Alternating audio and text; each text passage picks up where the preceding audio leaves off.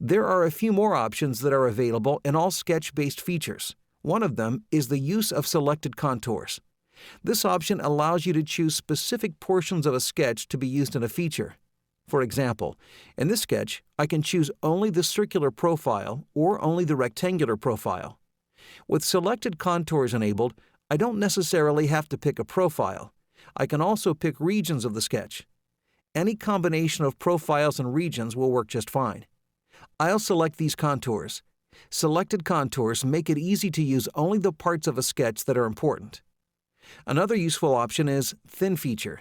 This option will allow you to extrude a profile as a thin wall instead of a solid.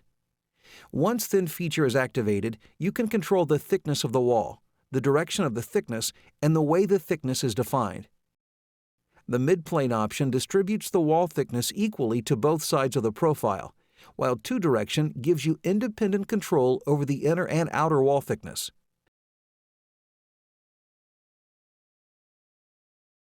Here I have a simple part, and I have a sketch on this face that contains 3 arcs that I'd like to cut into the part. I'll just launch the Cut Extrude feature and select the sketch containing the 3 arcs.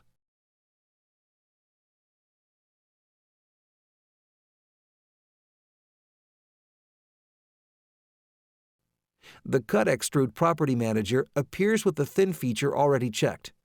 I'll choose the midplane option so these arcs will represent the center lines of the cut, and I'll enter a value of 0.25 for the thickness. You can choose to automatically add fillets to the corners, but I'll leave the checkbox cleared.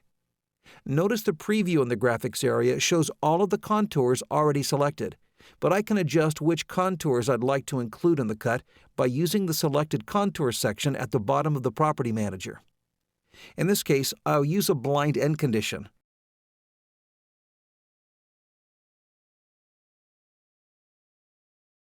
And when I click the green check, the feature is complete.